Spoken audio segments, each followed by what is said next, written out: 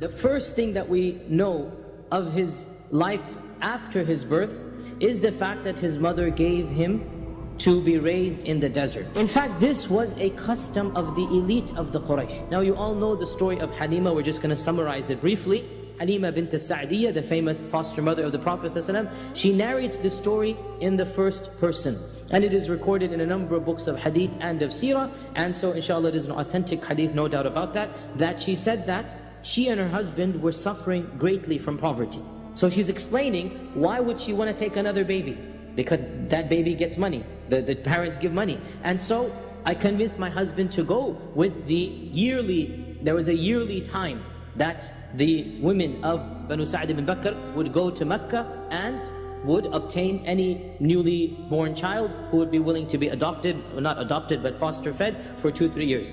And so she goes with a group, probably 5-10 women from her clan, and they enter into Mecca and they find out who has given birth. And they hear of the newest batch that has come forth in the last 5 or 6 or 7 months. One of them, of course, is the child that was called the orphan child. They were told immediately, there's an orphan child. His father's already dead. Some of the women didn't even go visit the house of Amina because the only reason you'd adopt the child is because you want money.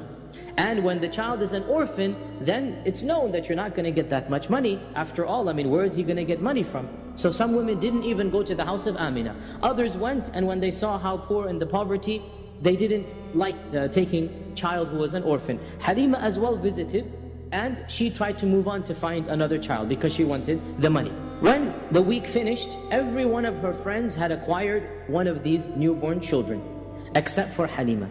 And the only child remaining was the Prophet Muhammad sallallahu alaihi wasallam. So she told her husband that I feel embarrassed. It's like a bit shameful that all of my friends are going back now to the desert and they have a child and I don't have any. It seems like I'm lost. I mean, it's not fair, meaning I want to be like them. So her husband said, why don't you take the orphan child? Perhaps Allah will bless us through him. And so they agreed to take care of the Prophet Muhammad sallallahu alaihi wasallam. All the narrations say that as soon as they took the Prophet Muhammad sallallahu alaihi wasallam, the miracles began right then and there. That she only had one old goat that had stopped giving milk for a long time. As soon as the Prophet ﷺ entered into the tent, the goat's udders became full. She had an old mount that they were riding, the both of them, and when they put the Prophet ﷺ along with the family on this ride, on this animal, it became the fastest animal. Generally speaking, this foster care usually lasted 2 years. During these 2 years, the blessings that Halima witnessed in her household were so many that she was scared of losing the Prophet ﷺ. And so she invented 1,000,001 excuses in front of Amina. And she kept on persisting until Amina felt that there was so much care and love that the Prophet ﷺ is good hands, and so she agreed to extend this contract for a longer period. Of course, it was during the second phase of this foster care that the famous incident of shaqqus sadr, of opening up of the heart, occurred. When the Prophet ﷺ was 4 years old, Anas ibn Malik narrates, the hadith is in Sahih Muslim, so there's an authentic hadith, no question about it, that Jibreel came to the Prophet ﷺ when he was playing with the other children. When Jibreel came, the other children ran away, they're scared. The Prophet ﷺ stood his ground. As a 4-year-old kid, he's displaying bravery. He stood his ground. What do you want from me? And Jibreel came and overpowered him. Sara'ahu. This means that he was struggling.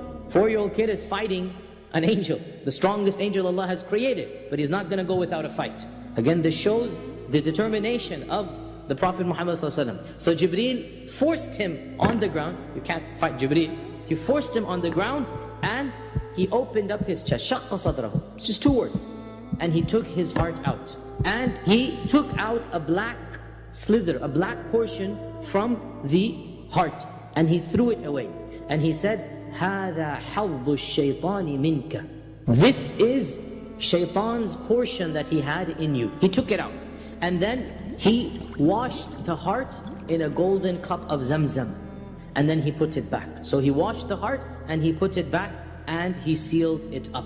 So when the children, the foster brother and Shayma, who he was playing with, when the children ran away, they ran back and they said, and they're looking in the distance that there's a man throwing him on the floor, putting blood in and this and that. So they come screaming and running that our brother has died, our brother has been killed, a man has abducted him, a man has killed him. And of course Halima and others, they became so worried, they come running outside and they found the Prophet ﷺ sitting, his face is pale. SubhanAllah, not wailing, not screaming, not crying. He's the brave 4-year, he was the bravest 4-year-old the world has ever seen. And when they saw him, they saw those lines on his chest, and Anas ibn Malik says, I could see the traces of that line on his chest. Anas is narrating this hadith when the Prophet ﷺ is around 60 years old. This incident was what concerned Halima. And she decided, before anything else happens, let me quietly return the Prophet ﷺ to Amina.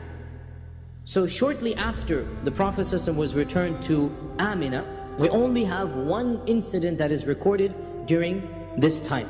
Amina decided to take her son to Yathrib. And she had with her the one servant that it is said that Abdul Muttalib gifted them when they got married, and this is Ayman. Abdul Muttalib gifted his son when they got married, Ayman.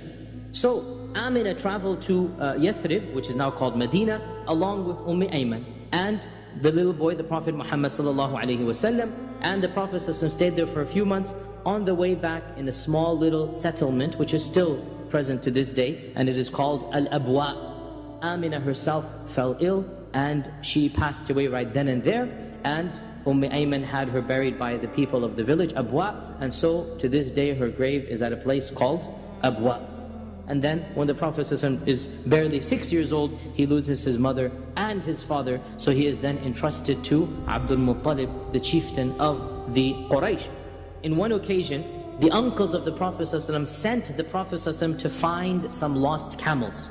Ibn Sa'd mentions the reason why his uncles chose a little kid, who was probably 7, 8 years old, to go find the camels was because, listen to this, he never did anything except that it was successful. So now the uncles are getting desperate. Camels are expensive creatures. The uncles are getting desperate and they can't find the camels. So they decide, well, this boy, whatever he does, it works. Let's go send him out alone in the desert to find the camels. And when they sent the Prophet ﷺ, he was delayed in coming back. And Abdul Muttalib, when he found out, he was furious at them. How could you have done this? Why did you send the boy? Now, of course, they sent him because they want the camels back, right? Abdul Muttalib was furious, and he was pacing and walking around waiting for the Prophet ﷺ to come. And as soon as he came, he hugged him and he said, from now on, I will never let you out of my sight. As we all know, at the age of 8, once again, for the 3rd time, our Prophet ﷺ became an orphan. First his father, then his mother, and now his grandfather. And one of the things that Abdul Muttalib did on his deathbed is that he entrusted the Prophet ﷺ to his son Abu Talib. And so Abu Talib takes charge of the Prophet ﷺ, and Abu Talib lives a long life, and Abu Talib passes away when the Prophet ﷺ is over 50 years old. So he remains with the Prophet ﷺ